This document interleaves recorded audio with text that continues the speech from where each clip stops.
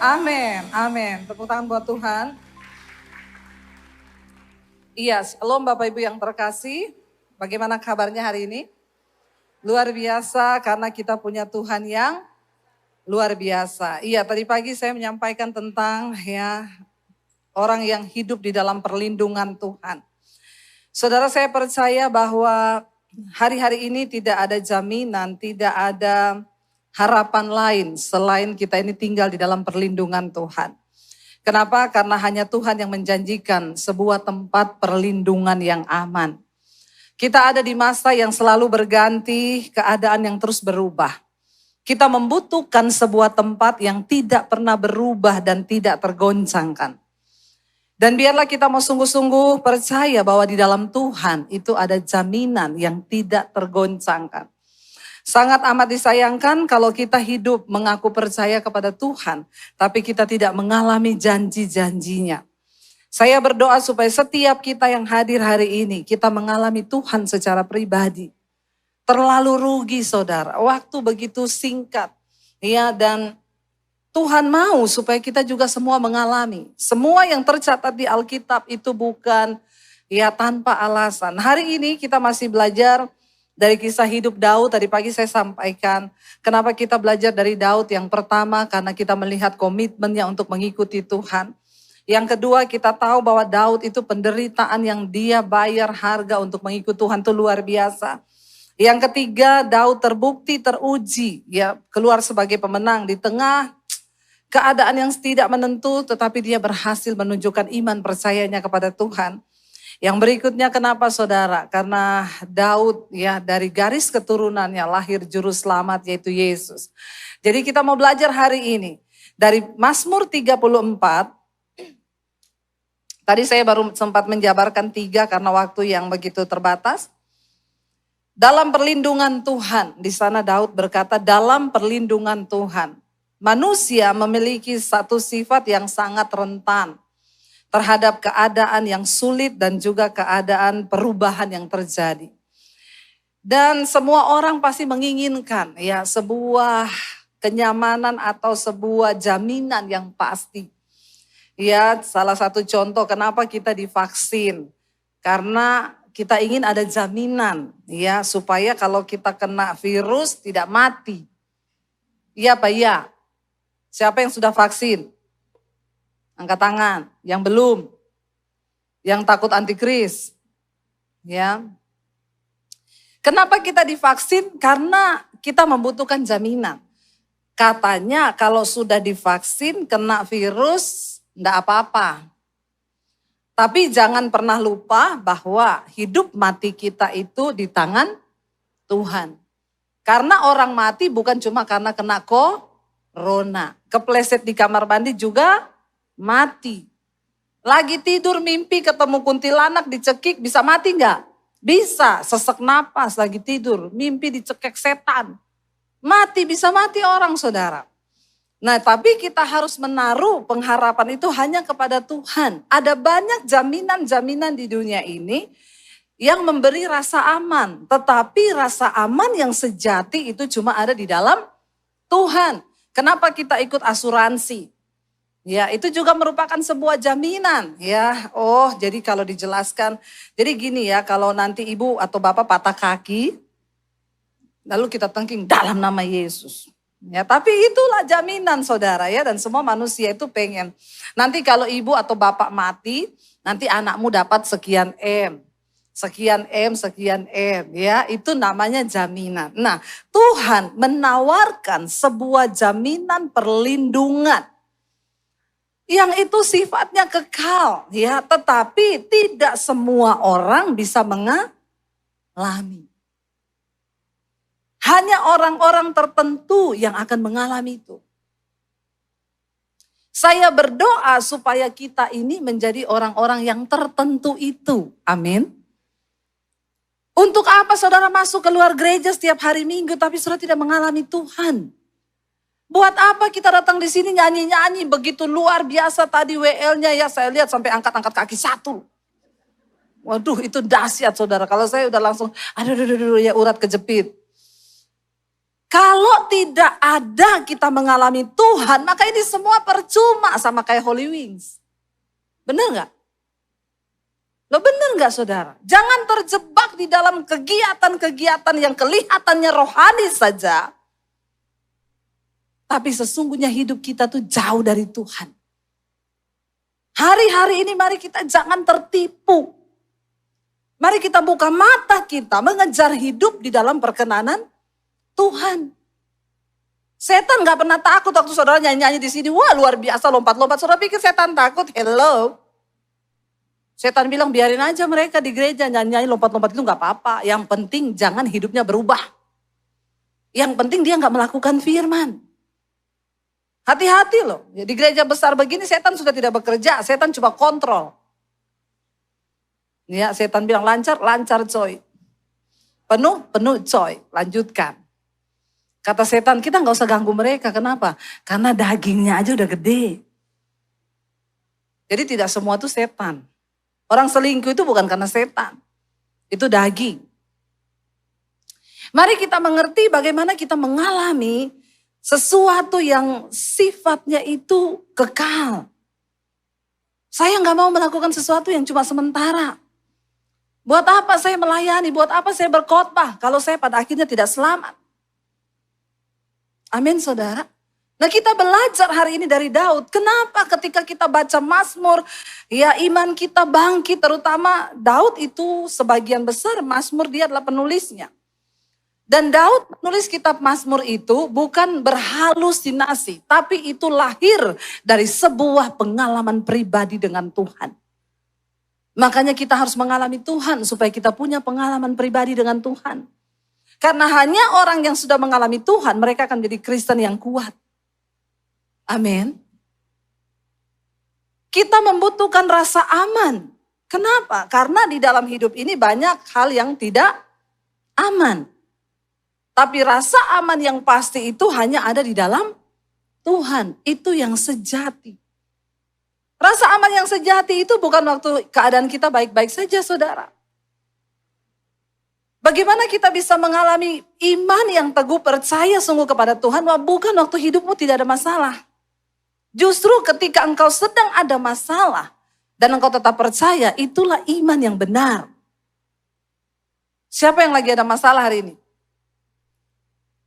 Yang tidak ada masalah? Yang bingung? Ya, saya doakan yang tidak ada masalah supaya ada masalah. Tapi cari-cari masalah.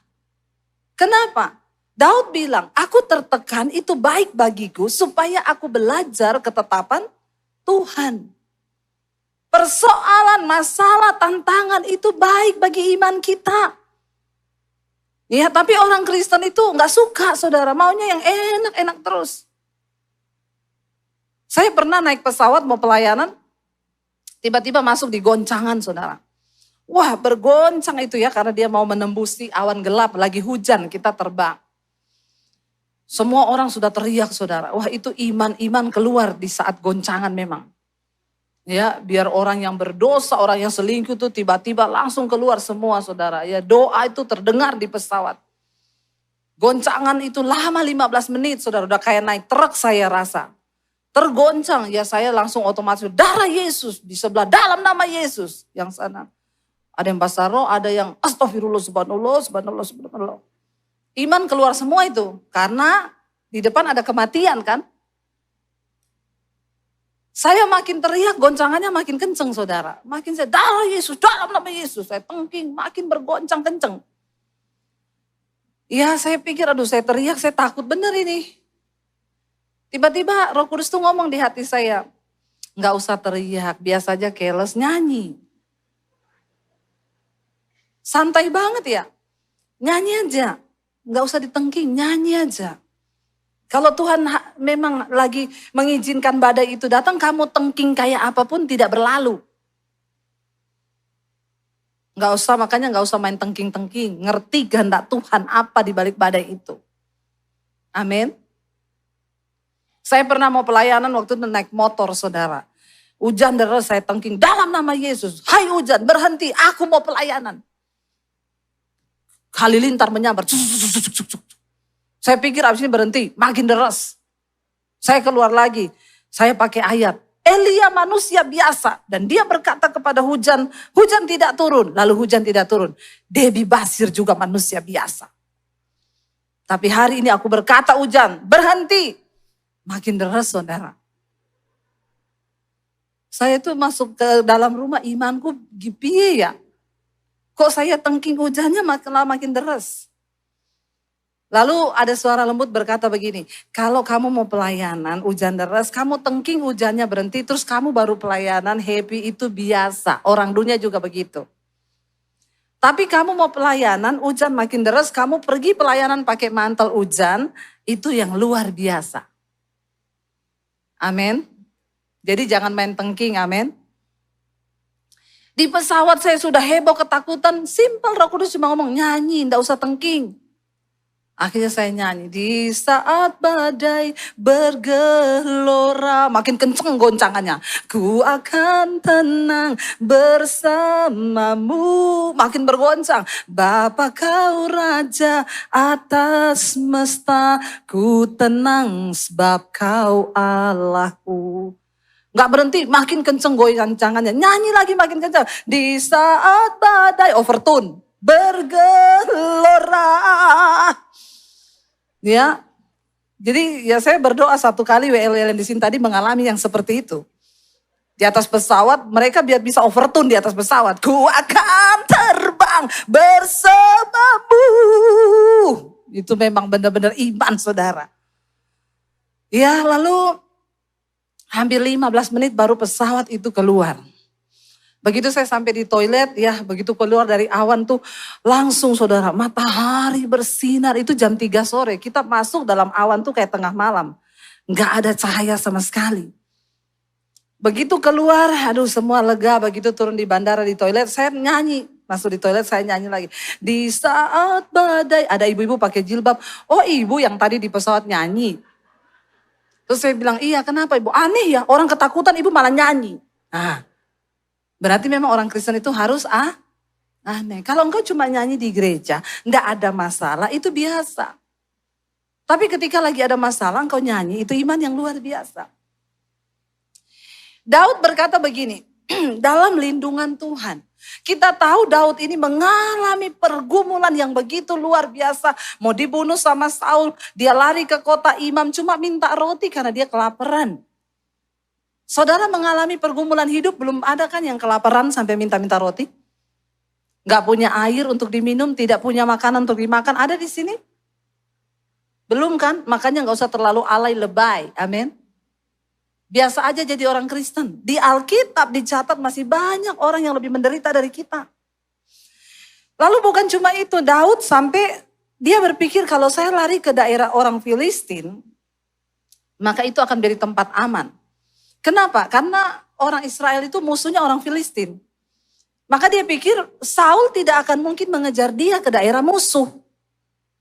Tapi ternyata ketika dia lari ke daerah orang Filistin, masalah baru muncul. Ternyata dia dikenal di Filistin. Ada orang yang bilang, ini kayaknya Daud ya yang pernah bunuh pahlawan kita Goliat. Lalu Daud ditangkap. Dia mau menghindari masalah, datang ke masalah, ternyata lebih timbul. Bukankah seperti itu seringkali hidup kita? Kita berpikir menyelesaikan masalah tanpa masalah. Itu di mana? Tahu semua ya, member ya. Banyak member ternyata di sini ya. Kepenggadean, menyelesaikan masalah tanpa masalah. Ternyata lebih banyak, apalagi kalau sudah mendekati tanggal jatuh, nah itu jantung berdebar. Ya, karena dua hal yang membuat jantung berpacu cepat, jatuh cinta dan jatuh tempo. Lalu saudara, ya Daud pikir masalah selesai, dia lari ke orang Filistin karena Saul nggak mungkin kejar ke sana. Ternyata dia dikenal, dia ditangkap, dibawa menghadap raja. Mereka bilang, raja ini dia yang pernah bunuh dulu pahlawan kita, Goliat. Di depan raja, Daud ketakutan, dia berpura-pura jadi orang gila. Dia meludah-ludahi mukanya. Saudara menghadapi persoalan, masalah, tantangan dalam hidupmu, belum ada yang pura-pura gila kan? Ada di sini yang pura-pura gila? Ada Bu, kalau ditagih utang pura-pura lupa. Ya. Saya kemarin tanya ada di jemaat, siapa di sini yang sudah siap mati? Nggak ada yang angkat tangan. Saya tanya yang belum siap mati, angkat tangan. Kenapa? Masih ada utang, Bu. Ya jangan dulu mati kalau ada utang. Bayar dulu itu utang baru mati. Saudara, ya Daud berpikir masa ternyata dia mau dibunuh. Kita juga belum menghadapi masalah yang sampai mau dibunuh. Belum ada di antara kita yang menghadapi masalah yang di depan ini kematian. Tapi Daud mengalami itu. Tapi dikatakan Mazmur 34 ini kalau kita baca ayat yang pertama disini dikatakan dari Daud pada waktu ia pura-pura tidak waras pikirannya di depan Abimelek sehingga ia diusir lalu pergi. Jadi ketika anak buahnya Abimelek raja Filistin itu membawa Daud, mereka bilang ini dia yang pernah bunuh Goliat, dia pura-pura gila, dia ludah-ludahin jenggotnya, mukanya diludahin. Lalu Abimelek bilang, kenapa kamu bawa orang gila di depan saya? Bawa orang ini keluar. Daud selamat. Gak jadi mati. Walaupun sudah di depan raja orang Filistin. Hukumannya apa kalau sampai raja tahu benar dia yang dulu pernah bunuh Goliat? Tapi itulah kalau belum waktunya mati tidak akan mati. Makanya gak usah terlalu takut berlebihan. Alkitab berkata, Daud menulis Mazmur, dia bilang aman dalam lindungan Tuhan. Dalam perlindungan Tuhan. Yang pertama, orang yang layak tinggal dan mengalami perlindungan Tuhan. Loh bukankah itu perlindungan Tuhan yang besar? Di depan Raja Filistin dia harusnya dibunuh, tapi lolos. Kalau mau dipikirkan gak mungkin lolos saudara. Lolos. Kenapa? Daud berada di dalam perlindungan Tuhan. Orang yang diam dalam perlindungan Tuhan akan mengalami hal-hal yang luar biasa bersama Tuhan. Kenapa? Yang pertama tadi pagi saya sudah jelaskan, nanti saudara lihat di live streamingnya lagi. Karena dia memuji Tuhan pada segala waktu. Ya ayat 2, aku hendak memuji Tuhan pada segala waktu. Puji-pujian kepadanya tetap di dalam mulutku. Di dalam segala hal, mau enak tidak enak, dia tetap memuji Tuhan. Yang kedua, karena Tuhan jiwaku bermegah, dia bilang.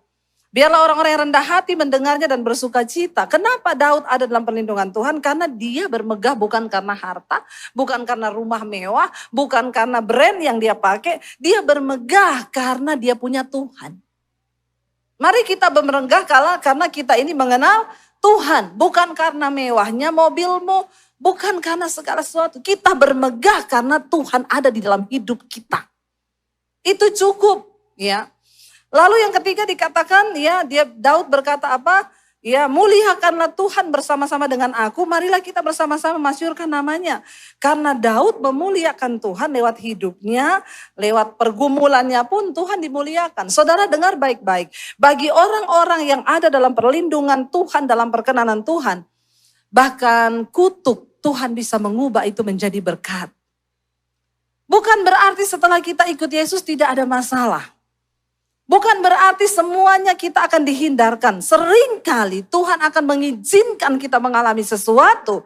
Tapi lewat pengalaman itu kita bisa menjadi saksi bagi kemuliaan nama Tuhan. Makanya jangan semua ditengking saudara. Lalu yang berikutnya dikatakan di sana, kenapa Daud bisa ada dalam perlindungan Tuhan, kita pun bisa. Nah saya langsung sekarang masuk yang berikutnya. Ayat yang ke-5 ya. Ayat yang kelima saya dikatakan saudara ya, aku kata Daud, aku telah mencari Tuhan. Lalu ia menjawab aku dan melepaskan aku dari segala kegentaranku. Ketika Daud ada di dalam persoalan, tekanan, masalah yang begitu berat, dia memutuskan untuk mencari siapa? Tuhan. Waktu engkau lagi ada dalam masalah, jangan cari manusia, jangan cari pendeta, karena pendeta juga manusia. Tetapi cari siapa? Tuhan. Ketika engkau ada masalah, jangan cari kakak iparmu, jangan cari mertuamu, terkutuklah orang yang mengandalkan manusia, tapi diberkatilah orang yang mengandalkan Tuhan. Beberapa waktu lalu saya pelayanan di Palu saudara, lalu saya dijemput oleh ya ibu-ibu ya, Bu panitia kita pergi makan ya Bu, iya. Di dalam mobil itu ada seorang ibu, dia bilang sama saya, Bu Debbie, Ibu mungkin tidak kenal saya tapi saya memperkenalkan diri, saya Ibu Marta Bu. Oh iya kenapa Bu?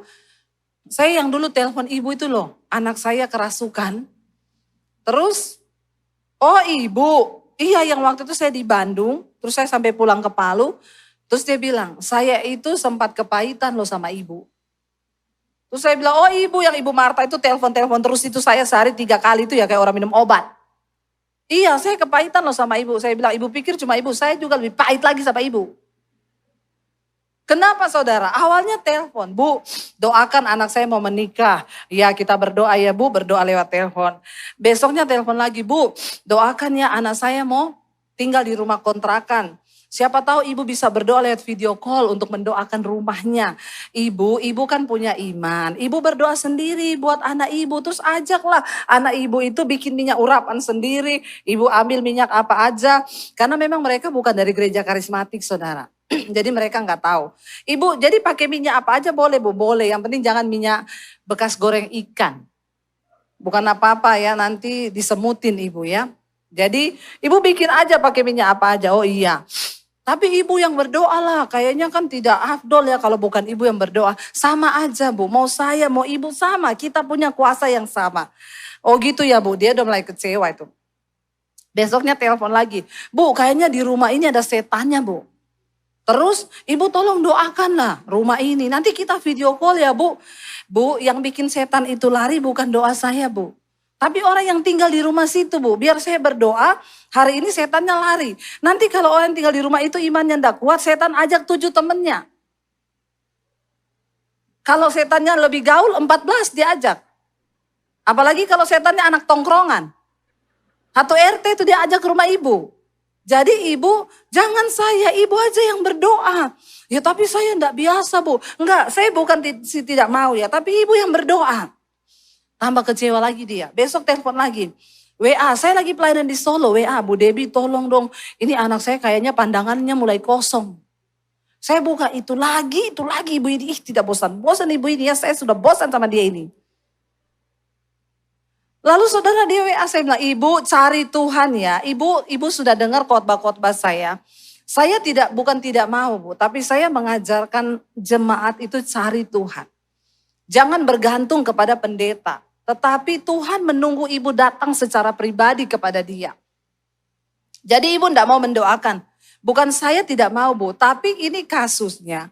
Ya kalau ada orang yang sakit hari itu saya berdoa. Kalau ada orang yang mau menerima Yesus saya berdoa. Tapi kalau kayak ibu begini, ya ibu jangan jadikan saya berhala, ibu telepon-telepon saya terus. Karena saya juga punya pelayanan lain. Makanya dia kepahitan sama saya. Lalu akhirnya anaknya kerasukan saudara di Bandung. Katanya rumahnya ada setan. Lalu akhirnya masuk rumah sakit, keluar rumah sakit, dibawalah pulang ke Palu. Sampai di Palu anak ini terus kerasukan. Lalu dia cari pendeta lain. 2 pendeta dia cari. Lebih pahit lagi karena pendetanya bilang anak ibu bukan kerasukan, stres. Pahit lagi saudara. Kayak Hana kan datang berdoa di rumahnya Imam Eli di Bait Allah. Nangis bertalu-talu Imam Eli bilang, hei perempuan mabok. Kecewa gak kalau cari manusia? Akhirnya dia bilang saya makin kecewa, kepahitan karena 2 pendeta itu tidak bisa berbuat apa-apa dan ngomong anak ibu stres. Saya bilang ibu cari Tuhan. Akhirnya anaknya kerasukan. Dia udah bingung mau bagaimana, dia hadapi. Dia bilang saya ingat perkataannya Ibu Debbie. Ibu berkatakan roh yang ada di dalamku lebih besar dari segala roh yang ada dalam dunia ini. Ibu hadapi setannya, bangkitkan imanmu. Lalu dia hadapi saudara. Dia bilang Bu Debbie karena saya ini kan bukan dari gereja karismatik. Saya tidak pernah hadapi yang begini. Ini waktunya gereja Tuhan, umat Tuhan bangun dari tidur. Jangan taruh imanmu pada pendeta. Taruh imanmu pada Tuhan. Engkau yang harus berperang sendiri. Akhirnya dia hadapi itu setan saudara. Waktu dia hadapi itu setan bongkar semua masa lalunya. Allah kamu mau doain anakmu. Kamu itu kan perempuan gini. Kamu cerai sama suamimu gini. Setan memang tahu apa yang sudah terjadi. Tapi ingat setan cuma bisa mengintimidasi. Makanya jangan takut. Dia bilang saya ingat semua apa yang Ibu Debbie katakan. Lawan dia dengan iman yang teguh. Itu firman Tuhan yang ngomong. Dia bilang setan kamu itu tidak bisa menghakimi aku. Aku telah ditebus dan hargaku lunas dibayar. Ya makanya saudara harus ngerti firman.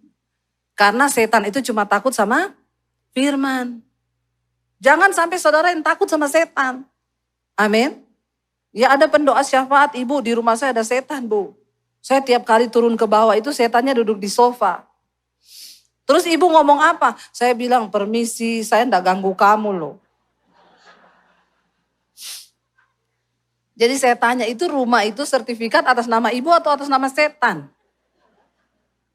Kalau atas namanya ibu ngapain ibu permisi sama setannya, usir setannya.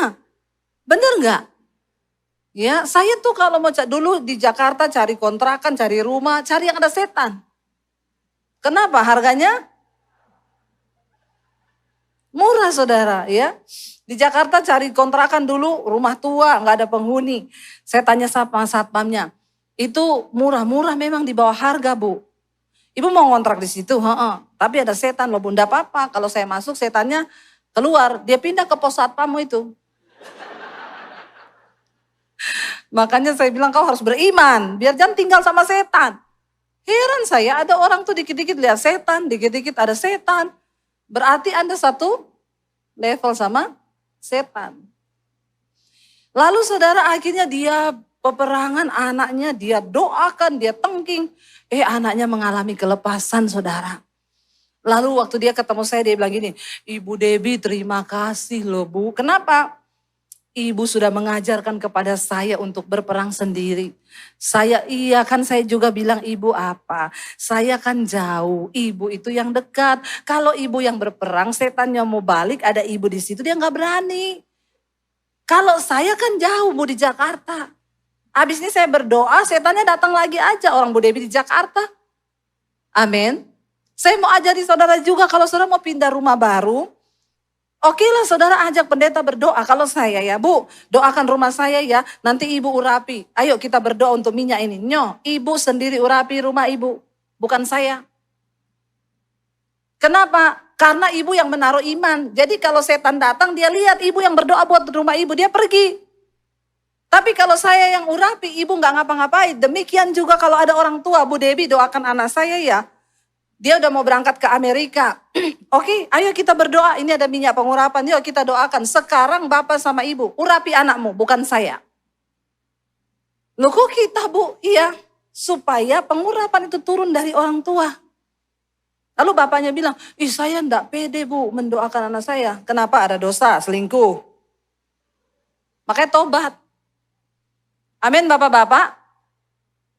Engkau yang harus mengimpartasikan kuasa atas anak-anakmu. Jangan suruh pendeta. Tidak mau begitu-begitu. Ibu, bapak doakan anakmu sendiri. Kita sudah harus mulai mengajarkan sesuatu yang benar. Ya, kalau saya yang mendoakan nanti kalau bapak ibu enak aja dipikir setelah pendeta doakan terus anaknya berhasil. Nanti kalau habis kita doakan anaknya narkoba, dia bilang itu dulu gara-gara Bu Debbie doakan loh. Maksudnya jemaat ini kan agak-agak aneh ya. Makanya saya nggak mau. Kita ajari iman yang benar. Di sini Daud berkata, aku mencari Tuhan di tengah kesesakan. Aku telah mencari Tuhan. Lalu ia apa? Menjawab.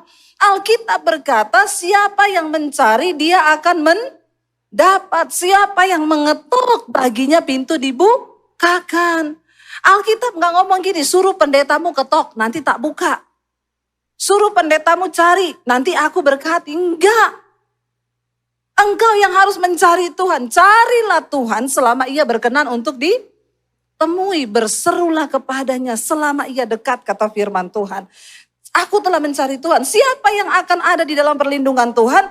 Orang-orang yang mencari Tuhan. Maaf saudara. Jangan hanya mencari Tuhan ketika hari Minggu di gereja. Di rumah itu yang 24 jam. Kalau saudara hanya mencari Tuhan di gereja setiap hari Minggu 2 jam. Berarti dalam 1 tahun Anda cuma berikan waktu 4 hari bagi Tuhan. Padahal 1 tahun itu ada 365 hari. Kalau engkau tidak pernah bolos setiap hari Minggu 2 jam di gereja. Ya, maka engkau akan cuma beri waktu 4 hari. Ya, GSJS sekarang udah bukan gereja 1 jam saja, gereja 1,5 jam. Memang kalau cuma 1 jam saja tidak cukup. Ya, jadi sekarang jadi ada setengahnya saudara ya. Biar saudara juga bisa lebih Leluasa kita melayani, mengalami Tuhan. Tapi mencari Tuhan bukan cuma di gereja. Ini kita bersekutu, merayakan di sini. Tetapi di rumah, dimanapun engkau berada, carilah Tuhan. Orang-orang yang mau membayar harga untuk mencari Tuhan, mereka yang akan mengalami itu loh, di dalam tudung perlindungan Tuhan. Lalu di sana dikatakan saudara, ya siapa orang yang layak untuk menerima ya perlindungan Tuhan? Daud bilang begini, tunjukkanlah pandanganmu ya kepadanya, maka mukamu akan berseri-seri dan tidak akan malu tersipu-sipu. Orang yang sungguh-sungguh memandang hanya kepada Tuhan tidak akan mendapat malu. Pembelaan Tuhan itu nyata. Saudara tidak usah cari pembelaan manusia. Ada yang datang kepada saya, Bu, saya difitnah, Bu. Rasanya sakit, saya tidak melakukan hal itu. Tidak usah bela diri. Biar Tuhan yang membela perkara kita.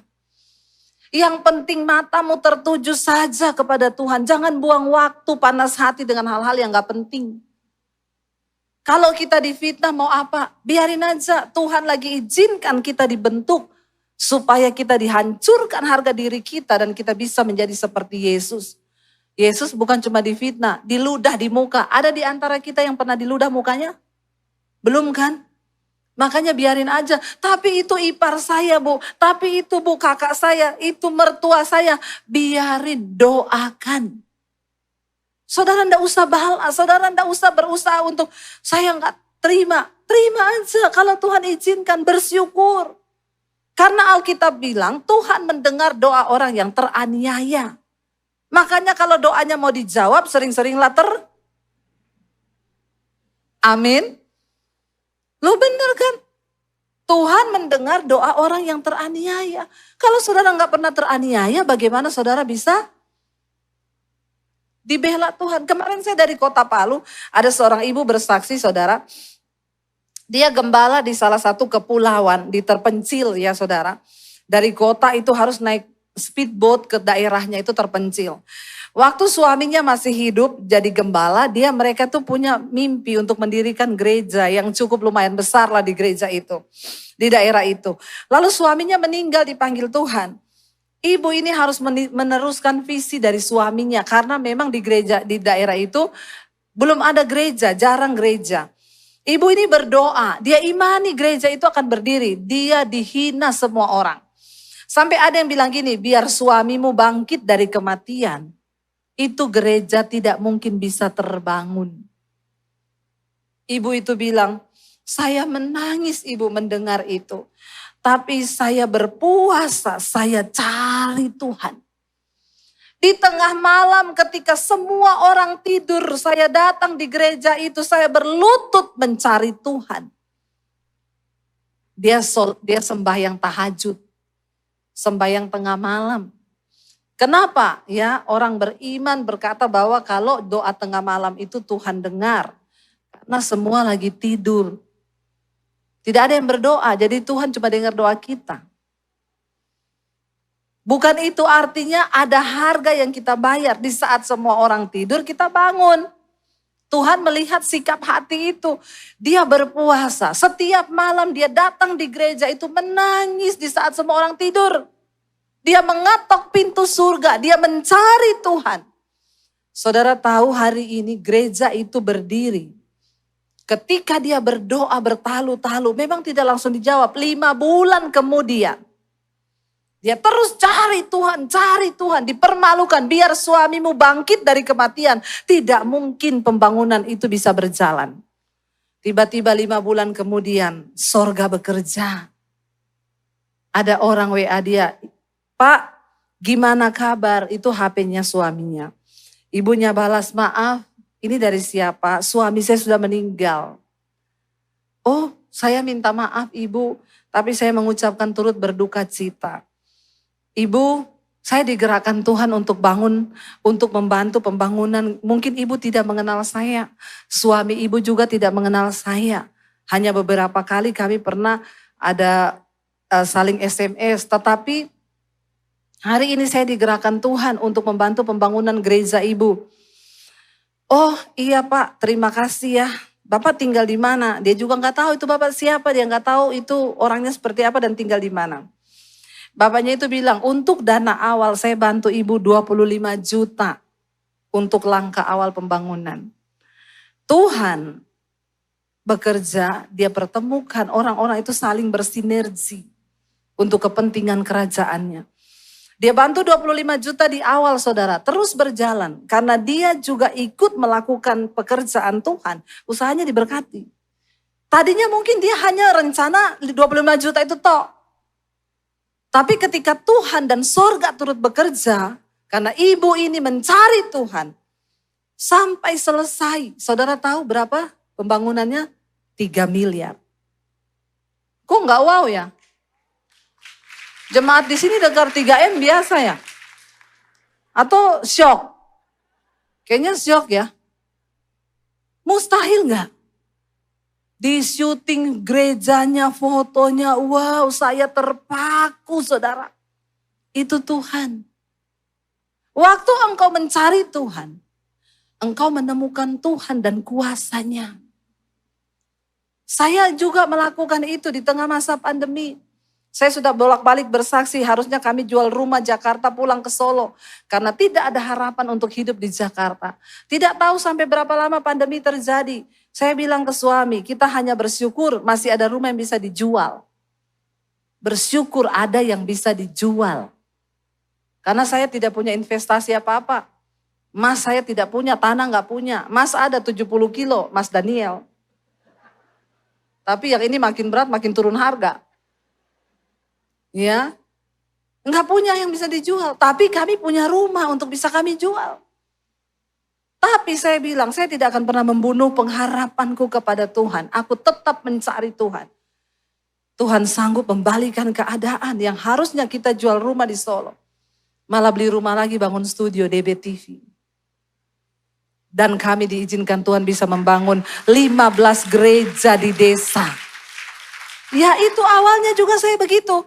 Pak, saya mau bantu ya pelayanan gereja Bapak. Awalnya saya kasih dulu 20 juta ya. Beli bahan bangunan besi, kirim ke saya notanya. Saya transfer ke toko besi. Begitu minggu depan, Bu mau ngecor nih, ada dananya enggak? Coba tanya dulu di toko bangunan, habisnya berapa? Total dia kirim. Ini Bu 40 juta.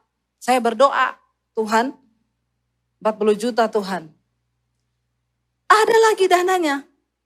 Saudara, tanpa kita sadari sekarang sudah ada 3 gereja yang selesai. Kalau dihitung itu berapa ratus juta? Apakah itu uang saya? Enggak. Enggak, tapi saya bersyukur. Mau beli tas LV, Roh Kudus ngomong, beli batu bata, semen, pasir. Tidak jadi. Tapi justru orang-orang memberkati saya. Saya nggak perlu beli yang mahal-mahal, semua dicukupi. Sudah bagian saya yaitu bangun gereja di desa. Saya transfer buat pembangunan di desa ratusan juta. Nggak pernah tuh ada rasa berat di hati. Tapi kalau mau buat beli barang-barang untuk kepentingan diri, kedagingan, itu berat. Kita berdoa loh saudara. Supaya kita mati bagi daging kita. Dan kita belajar hidup untuk kepentingan Tuhan. Orang-orang yang berpikir demikian yang akan mengalami perlindungan Tuhan. Hari ini saya bersaksi kepada saudara, saya tidak berkekurangan. Saya diberi Tuhan berkelimpahan. Supaya saya bisa menjadi berkat bagi orang-orang yang lain. Setiap bulan saya membantu pelayanan hamba Tuhan di desa. Ada yang tanya sama saya, ibu gak bangun gereja? Enggak. Saya mau membantu gereja-gereja yang berkesusahan. Saya berbagi ini kepada saudara supaya mari kita mulai belajar hidup bukan untuk diri kita sendiri. Menabunglah bagimu harta di sorga. Kenapa? Di sana ngengat dan kara tidak memakannya. Dan cuma orang-orang yang mencari Tuhan, yang bergerak bagi pekerjaan Tuhan dan kepentingannya, mereka yang akan aman di dalam perlindungan Tuhan. Kita berdoa agar keakuan kita semakin dimatikan, kedagingan kita semakin dimatikan. Kan orang-orang yang seperti ini yang akan berada dalam perlindungan Tuhan. Cari Tuhan saudara. Selama ia berkenan untuk ditemui. Berserulah kepadanya selama ia dekat. Sekali lagi saya mau ingatkan, jangan cari pendeta.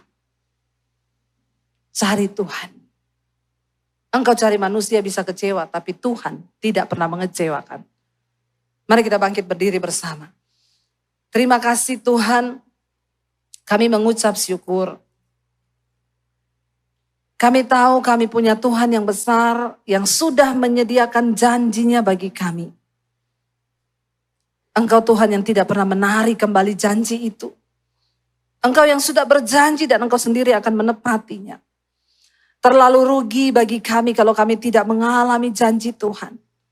Firman-Mu berkata seperti Bapa yang sayang kepada anaknya. Demikian Tuhan menaungi kami di dalam perlindungan-Mu Bapa. Karena itu hari ini kami datang Tuhan. Kami percaya dengan iman. Jangan biarkan iman-Mu padam saudara. Jangan biarkan pikiran-Mu tidak lagi mempercayai Tuhan. Karena ketika Yesus datang kembali kedua kali, dia bertanya, adakah iman aku dapati di dunia ini? Bilang Tuhan, kami masih terlalu percaya kepada Engkau. Kami percaya bahwa Engkau Tuhan yang berjanji dan Engkau yang akan menggenapi. Aku punya Tuhan yang besar. Yang selalu sanggup menggenapi janjinya dalam hidup kami. Mari naikkan pujian ini, angkat tanganmu di hadapan Tuhan saudara. Deklarasikan iman kita. Yes. Tuhan yang besar, yang tak berjanji dan sanggup menggenapi imanku bersepakat percaya kuasanya. Ku terima sekarang kebenaran darimu. Mari lebih lagi katakan amin. Tuhan yang besar, yang telah berjanji dan sanggup menggenapi imanku bersepakat percaya kuasanya. Ku terima sekarang kemenangan dari. Lebih lagi katakan Aku punya Tuhan yang besar. yes, amin. Engkau yang telah berjanji Tuhan.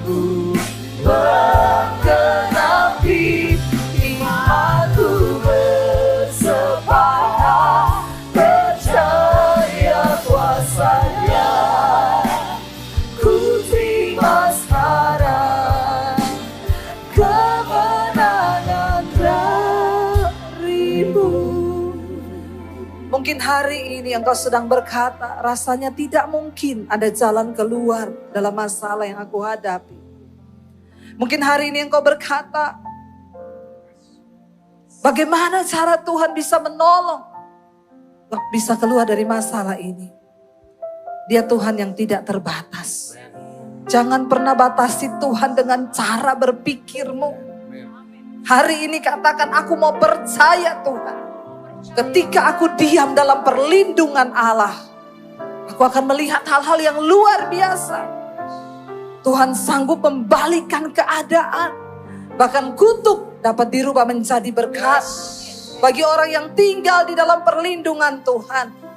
Karena itu hari ini saudara, katakan Tuhan, aku mau untuk sungguh-sungguh menyerahkan seluruh hidupku ke dalam tangan Tuhan.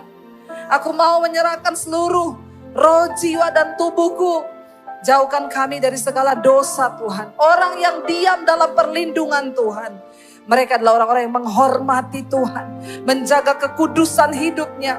Kalau hari ini ada di antara kami yang terikat dengan kenajisan, percabulan, perselingkuhan, homoseksual, lesbian, maka dosa apapun, kepahitan, amarah, kebencian, dendam, kami mau bunuh semua itu Bapa. Mampukan kami hidup sungguh-sungguh dalam jalan-jalan kebenaran-Mu. Ini hidup kami persembahkan bagi-Mu Tuhan. Ini hidup kami Tuhan Yesus. Bawa hidup-Mu kepada Tuhan hari ini saudara. Persembahkan hidup yang kudus, yang berkenan kepada Tuhan. Itu yang akan menjadi hal yang dapat diperhitung Tuhan. Untuk membawa kita masuk dalam perlindungannya yang sempurna. Terima kasih buat anugerah-Mu atas hidup kami Bapa. Terima kasih Tuhan buat setiap campur tangan Tuhan. Kami menyerahkan roh, jiwa, dan tubuh kami dalam tangan-Mu. Di dalam nama Yesus.